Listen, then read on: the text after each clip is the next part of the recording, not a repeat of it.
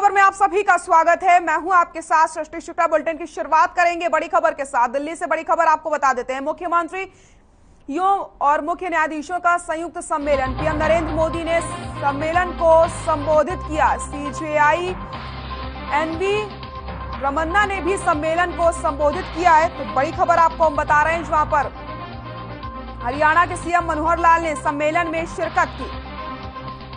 PM Narendra Modi ने सम्मेलन को किया संबोधित। मुख्यमंत्रियों और न्यायाधीशों के संयुक्त सम्मेलन का आयोजन किया गया। तस्वीरें भी आपकी टीवी स्क्रीन पर आपको हम दिखा रहे हैं। पीएम मोदी ने सम्मेलन को संबोधित किया।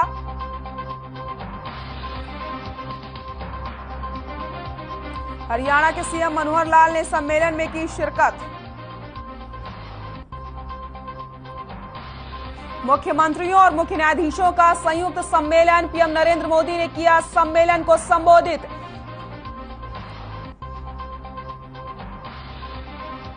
सीजेआई एनवी रमन्ना ने सम्मेलन को संबोधित किया। पीएम नरेंद्र मोदी ने भी सम्मेलन को संबोधित किया। बड़ी खबर आपको हम बता रहे हैं, जहां पर मुख्यमंत्री मनोहर लाल ने सम्मेलन में शिरकत की। तस्वीरें भी आपके सामने, आप तस्वीरों में देख सकते हैं। मुख्यमंत्रियों और मुख्य न्यायाधीशों के संयुक्त सम्मेलन का आयोजन किया गया। पीएम नरेंद्र मोदी ने सम्मेलन को संबोधित किया।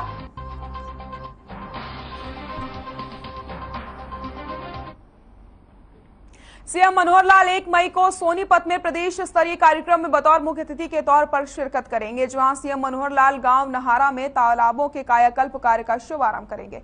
आपको बताते चले, ये जानकारी राई से बीजेपी विधायक मोहन लाल कौशिक ने दी है और उन्होंने खुद गांव में जाकर व्यवस्थाओं का जायजा लिया है। आपको ये भी बताते चले कि आजादी के अमृत महोत्सव श्रृंखला में सरकार ने गांव में बने जोहड़ों को पुनर्जीवित करने के लिए अमृत सरोवर योजना तैयार की है, जिससे कि जल संरक्षण को बढ़ावा मिलने के साथ साथ गांव की पुरानी संस्कृति का हिस्सा जोहड़ों को अलग पहचान इससे मिलने वाली है। तो आपको बताते चले, 1 मई को सोनीपत जाने वाले हैं मुख्यमंत्री मनोहर लाल। प्रदेश स्तरीय कार्यक्रम में वो शिरकत करने वाले हैं। तालाबों के कायाकल्प कार्य का भी वो शुभारंभ करेंगे।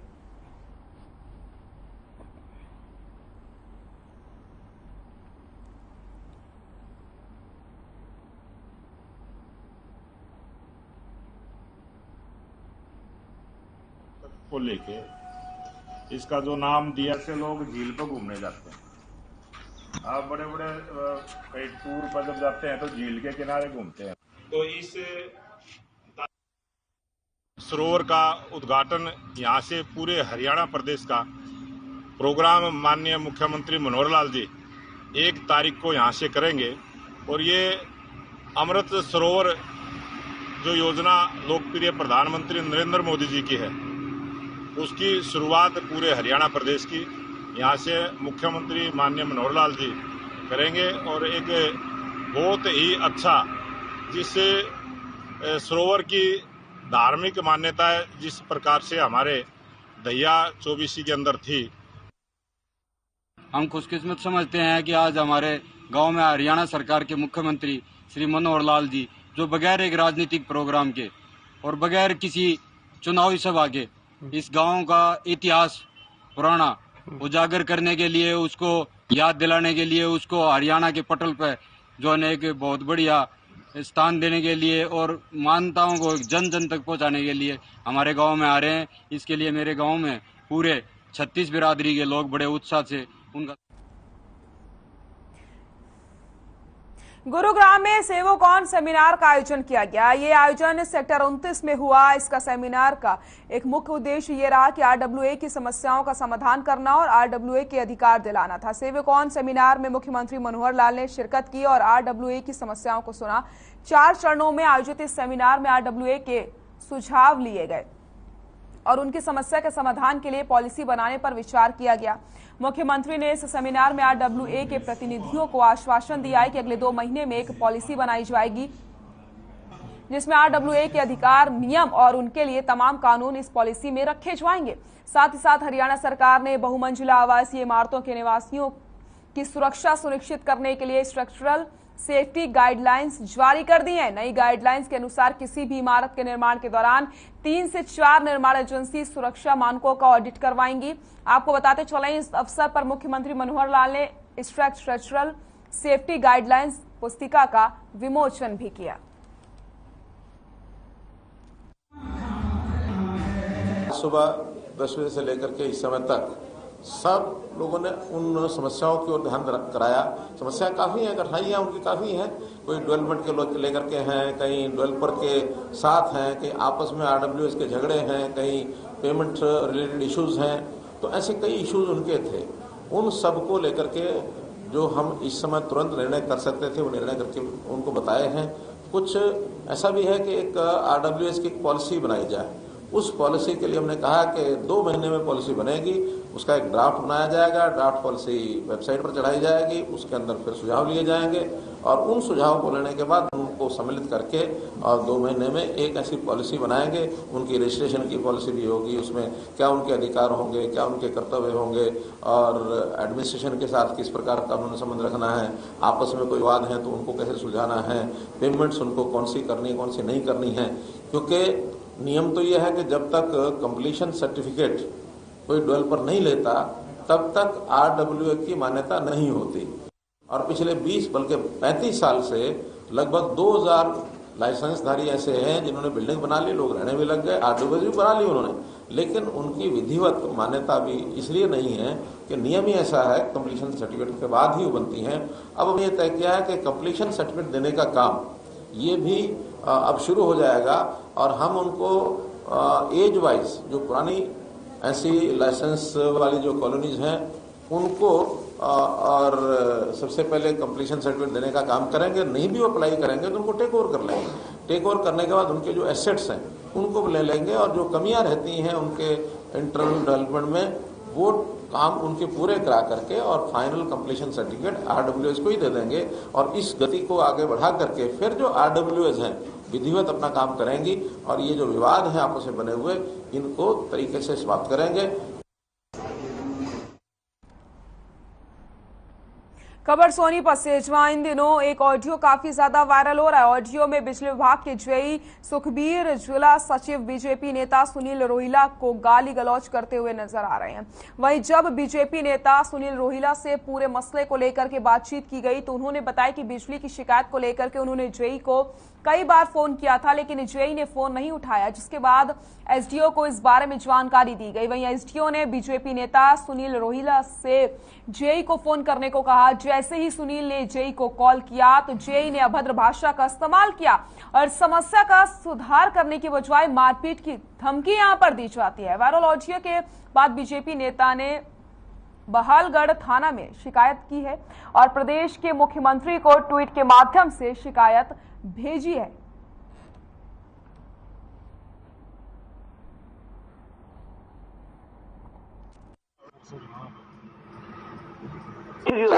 खाम का फालतू बोले जा है। किसी को बोलेगा फालतू? तू बता दो, बता दे। ये किसी फालतू बोले? तूने भाई फेस में लेके किससे तो बताऊं मैं? नहीं भाई बड़ा लीडर है भाई लोगों को गोली कर रही है। आप तो गलत क्या बोल रहे हो? मैं तो लाइट की बोल रहा हूं। क्या कहता मेरा फोन उठा दे, काम नहीं करता। के तू क्या काम करवाओगा? सुनो, मैंने ऐसे ये नहीं कही फोन उठाता। तूने काम करवाओगा तू? मैंने ये नहीं कही फोन उठाता। मैंने कही जय साहब ने क्या कर रहे होगा ध्यान नहीं दे इस काम को। हाँ, ध्यान तेरे ध्यान में इतनी बन गया तू लीडर है। मारा कान बस है। क्यों मारा कान पे? फिर क्यों काम ना करता? तेरा काम करूंगा मैं, तेरे घर का कूड़ा प्रकट करूंगा। कान पे क्या मारा तू? तू आ वैसे हम इतना बनाऊ लीडर तू।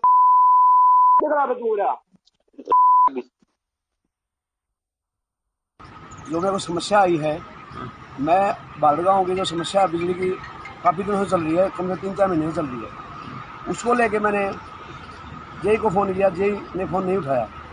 कोई बात नहीं जी। जेई कौन? जेई हमारा सुखबीर जेई है, जो माई बाल डिवीजन का जो जेई है, तो उसको फोन किया, उसने उठाया नहीं फोन, कोई भी नहीं। तो मैंने उसको नहीं उठाया तो मैंने एसडीओ को फोन किया इस मामले को लेके। एसडीओ को मैंने अवगत करा जी।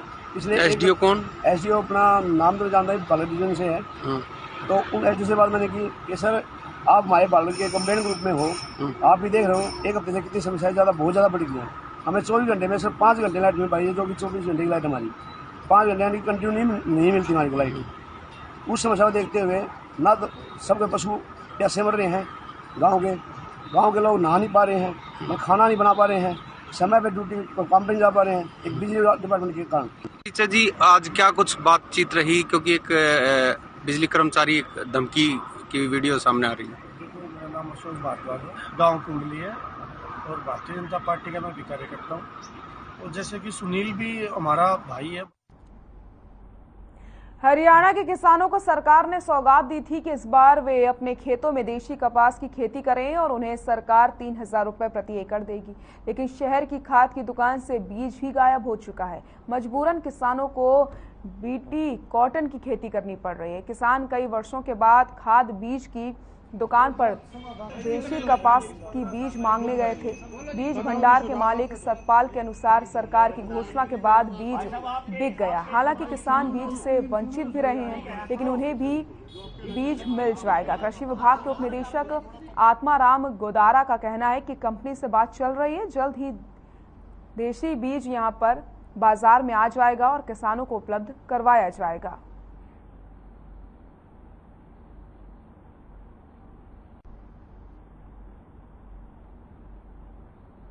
तो किसानों को बीज नहीं मिल रहा है, जिसकी वजह से वो परेशान हो रहे हैं। बाजार से कपास का जो बीज है वो पूरी तरीके से गायब हो चुका है। लेकिन यहाँ पर आपको बताते चलें,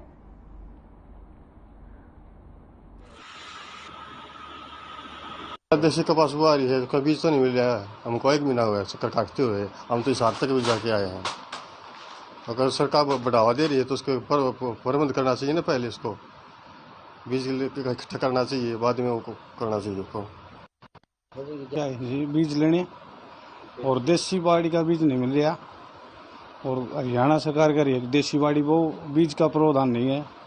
15 दिन लेट हो रही है पहले ही, और फिर क्या करें, प्रॉब्लम तो ये है। बीज का ऐसे है कि बीटी के एरिया पिछले 4-5 साल से हमारा लगभग 99.9% एरिया बीटी का ही होता है, देशी कपास का एरिया ही नहीं रहा। और इसलिए क्या बीज बनाने वाली जो कंपनियां हैं उन्होंने बीज उसी हिसाब से बनाते हैं जैसे एरिया है, तो उन्होंने बीज का उत्पादन बहुत ही कम किया है। परंतु अब सरकार ने अभी योजना चला दी, अभी 1 महीने पहले अनाउंस कर दिया सीएम साहब ने और माननीय हमारे कृषि मंत्री जेपी दलाल जी ने कि जो किसान देशी कपास बोएगा उसको 3,000 रुपये एकड़ का किसान को प्रोत्साहन राशि दी जाएगी। अब एट ए टाइम बीज तो पैदा नहीं होता, पर हम कोशिश ये कर रहे हैं कि जिस किसान भाई ने जहां जरूरत हो देशी कपास की बिजाई करनी है तो उसको हम बाहर से बीज उपलब्ध करवा रहे हैं, राजस्थान से ला रहे हैं, दूसरे जिलों से मंगवा रहे हैं और हम कमी नहीं। रतिया में बिजली और पानी की समस्या को लेकर के लोगों को भारी दिक्कतों का सामना करना पड़ रहा है। बीते 10 दिनों में शहर के वार्ड नंबर 3 और 4 में पीने के पानी की किल्लत बहुत ज्यादा बढ़ चुकी है, जिसे लेकर के लोगों ने जन स्वास्थ्य विभाग के खिलाफ नारेबाजी करके जोरदार प्रदर्शन किया और विभाग के अधिकारियों पर अनदेखी के आरोप लगाए हैं और चेतावनी दी है कि अगर उनकी समस्या का समाधान नहीं हुआ तो वो विभाग के कार्यालय के आगे मटका तोड़ करके प्रदर्शन करने को मजबूर हो जाएंगे। वहीं इस बारे में जन स्वास्थ्य विभाग के एसडीओ से बात करनी चाहिए गई तो उन्होंने कैमरे के सामने कुछ भी कहने से साफ इनकार कर दिया।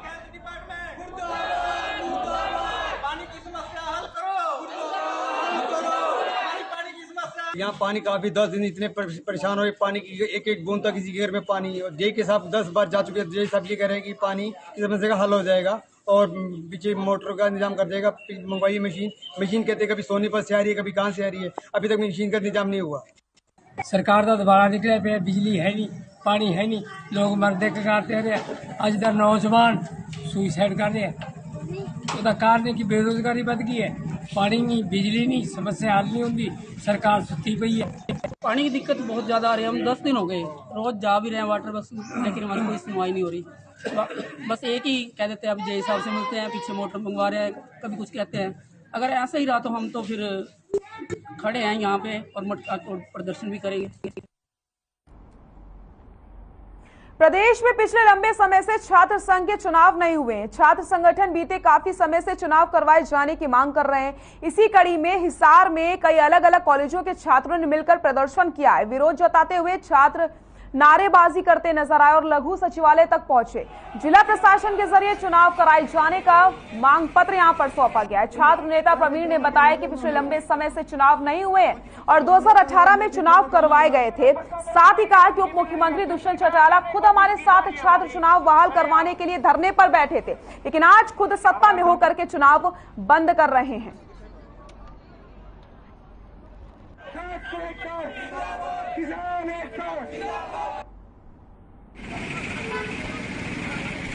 जो प्रदर्शन था, जो सरकार ने लगभग 2 साल पहले छात्र संघ चुनाव के इलेक्शन बाहर करे, 3 साल पहले 2018 में करे थे, तो उसमें सरकार का सामना आया कि जो छात्र अध्यक्ष उभर कर जो सामने आ रहे हैं वो लगभग किसान परिवारों से है, और उनको देखते हुए सरकार के अंदर एक डर बैठ गया कि कहीं किसान समाज जो वो ऐसे अध्यक्ष बनकर और बड़े नेता ना बन जाए और तुम्हारा इतिहास से सत्ता ना छीन जाए। जो ये राजनीतिक पार्टियां जो खानदानों से राजनीति करते आ रहे हैं, जो गरीब लोगों पर है, उन लोगों के अंदर डर बैठ गया, तो उसको लेकर इन्होंने दोबारा से इलेक्शन बंद कर दिया। और शर्म की बात तो यह है जी, 2-3 साल पहले दुष्यंत चौटाला मारा पर क्या ना गला लेके ना उड़ा बैठा था दुष्यंत जीजे यूनिवर्सिटी में, हम उसका साथ में थे इलेक्शन खुलवाने का। तो हमने सोचा गरीब समाज के बाढ़ का आगे जाओगे, तो आज हुए सत्ता में बैठ के ना इस चीज में बंद करने ला रहे हैं। कितनी शर्म की बात है जी, समाज खातर कितनी घातक साबित होने लगा।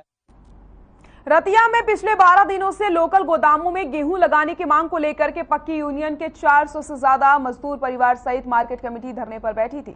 मजदूरों की मांग थी कि रतिया क्षेत्र का गेहूं लोकल गोदामों में लगाया जाए। इसी सिलसिले में मजदूरों ने मंडी की गेट बंद करके मंडी से एक भी दाना बाहर गोदामों में नहीं भेजने का ऐलान कर दिया था, जिसको लेकर के प्रशासन और मजदूरों में टकराव की स्थिति बनी हुई थी। वहीं इस मसले में मजदूरों को राहत मिली। आपको बताते चले, मजदूरों और प्रशासन में सहमति बनी है कि रतिया के लोकल गोदामों में रतिया मंडी का 75% गेहूं लोकल गोदामों में लगेगा और 25% गेहूं बाहर के गोदामों में लाया जाएगा। मांग पूरी होने पर मजदूरों ने लड्डू बांट करके नाच गा करके खुशी का इजहार किया है। तस्वीरें आप देख सकते हैं किस तरीके से यहाँ पर मजदूरों में खुशी देखने को मिल रही है, क्योंकि काफी लंबे समय से ये लगातार यहाँ पर प्रदर्शन किया जा रहा था अपनी बात को मनवाने के लिए। फिलहाल यहाँ पर सहमति बन चुकी है और मजदूर खुश नजर आ रहे हैं। और ये धरना 10 दिन चलने के बाद जो बताया जा रहा था कि केंद्र का मामला है, वो आज अधिकारियों ने 75% के ऊपर सहमति जताई है कि रतिया अनाज मंडी के अंदर जितना भी अनाज पड़ा है उसका 75% रतिया हैफड़ के अंदर लगेगा, गोदाम के अंदर, जिससे मजदूरों को काम मिलेगा और मजदूरों के अंदर खुशी की लहर है। इसमें हमारे डीएम हैफेड राजेश हुड्डा जी और डीएफएससी साहब विनीत जैन जी, ये भी साथ, इन्होंने भी बड़े अपनी कोशिश की, हेडक्वार्टर लेवल पे बात की और आज ये सहमति बनी है कि जो यहाँ माल है लगभग 2,56,000 बैग हैं कि उसका 75% यहाँ लोकल गोडाउन में लगेगा और 25% एफसीआई में जाएगा। और इस बात पर जो लेबर वो सहमत हो गई है और इनकी हड़ताल खत्म हो गई है।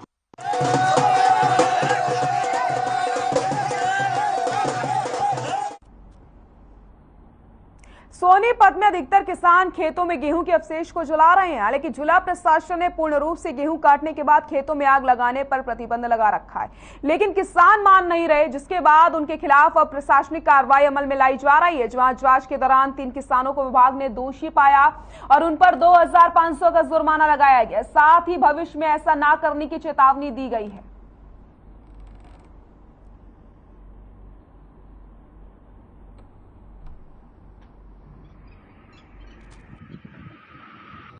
कई लोग जो है ये जो फसलों के अवशेष है उसमें आग लगा रहे हैं। देखिए 2018 से हमारे यहाँ सरकार ने CHC लागू की थी, कस्टम हायरिंग सेंटर, कि जिसमें इम्प्लीमेंट दिए गए थे। सरकार अपनी सहायता से 80% सहायता दे रही थी ताकि जो किसान भाई हैं जो इंडिविजुअल इम्प्लीमेंट नहीं ले सकें वो उस कस्टम हायरिंग सेंटर के तहत किराए पे लेके अपने फसलों के जो अवशेष है वो खेतों में मिलाएं। उसकी अवेयरनेस के लिए सरकार ने बार बार पैसा दिया। हमारे जितने भी कृषि से संबंधित जितने भी ऑफिस है सभी गांव-गांव में जाके हर गांव में किसानों को अवेयर किया कि जो हम फसल अवशेष जलाते हैं तो इसमें जो हमारे वातावरण में जहरीली गैसें जाती हैं, जो हमारे जो मनुष्य हैं, पशु हैं, उनको काफ़ी नुकसान पहुंचाती है। खासकर जो हमारे सर्दी के दिनों में तो क्योंकि हवा भी रुक जाती है, हवा ज़्यादा स्पीड ज़्यादा नहीं होती।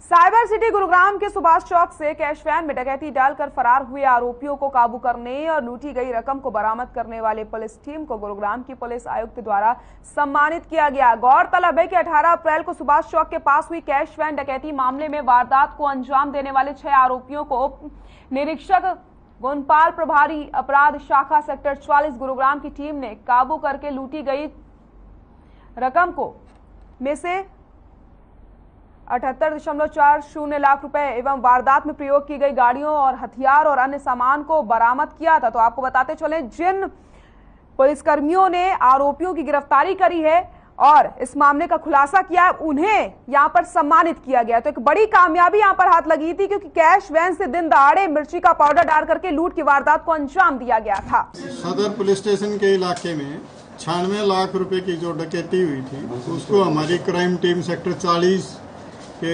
इंचार्ज सब इंस्पेक्टर गुणपाल के नेतृत्व में टीम ने एक बेहतरीन काम करते हुए उसको बहुत थोड़े समय में ट्रेस किया। उसमें मैक्सिमम 80 लाख के करीब रिकवरी की। उसमें जो शामिल आरोपी थे 6 आरोपियों को गिरफ्तार किया।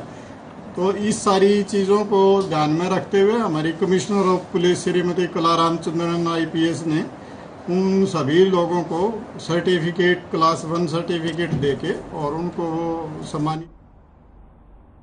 खबर सोनीपत से, जहां बदमाशों के हौसले इतने बुलंद हो चुके हैं कि उन्हें खाकी का कोई भी डर नहीं है। आपको बताते चलें, बीती देर रात बंदूक की नोक पर बाइक सवार 3 अज्ञात बदमाशों ने 1 लाख रुपए लूट की वारदात को अंजाम दिया और साफ तौर पर ये लूट सोनीपत के गांव नाथूपुर में शराब के ठेके पर हुई है, जहां बाइक सवार 3 अज्ञात बदमाशों ने सेल्समैन के सिर पर बंदूक तान करके 1 लाख रुपए लूट लिए। लूट की पूरी वारदात शराब के ठेके पर लगे CCTV कैमरे में कैद हो गई है। फिलहाल कुंडली थाना पुलिस मामले की जांच पड़ताल में जुटी हुई है और फरार बदमाशों की तलाश की जा रही थी। ये CCTV फुटेज आपको हम दिखा रहे हैं, जहां आप देख सकते हैं किस तरीके से लूट की वारदात को अंजाम दिया गया है। 3 बदमाशों ने गन पॉइंट पर 1 लाख रुपए की लूट करी है। सोनीपत में बदमाशों के हौसले बुलंद होते जा रहे हैं। बंदूक की नोक पर 1 लाख रुपए की लूट की वारदात को अंजाम यहां पर दिया गया। ये CCTV फुटेज भी आप देख सकते हैं। फिलहाल इसी CCTV फुटेज के आधार पर पुलिस आरोपियों तक पहुंचने का प्रयास कर रही है। सर, वो दोनों लोग आए थे उधर से, सीधे एक पहले आया, उसके बाद पीछे दूसरा आया। उसने सीधी पीछे आगे, अंदर वाला पहले अंदर आ गया, उसके बाद पीछे वाला आया, तब उसने फायर किया आगे और वो उधर बढ़ गया। ठीक है, उसने की कि कैश उठाया और बता कहाँ है। दोनों गले इकट्ठे किए, वो पड़ा था कैश बाहर, वो लेके और सीधे बाइक पे बैठे चले गए। 3 बंदे थे, एक बाइक पे था, वो स्टार्ट करके खड़ा था। वो अंदर आए, मैं यहाँ साइन कर रहा था, मैंने देखने को यहाँ से उन्होंने गोली चलाई सीधी। कैश किधर ला कैश इसके मामले लगे, उधर जाके कट्टा दिखाने लगे। कितने आदमी थे? 2 थे। किस चीज पे आए थे? बाइक पे आए थे, 3 थे, एक वहाँ खड़ा था, बाइक चालू करे।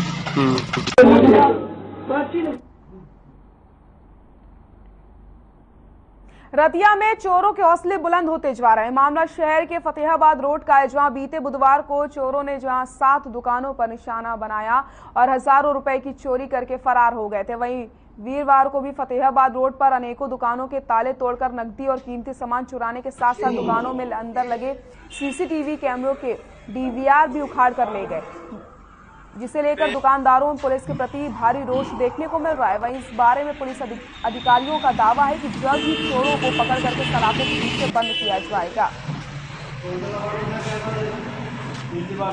2-3 हर हफ्ते चोरी हो जाती है।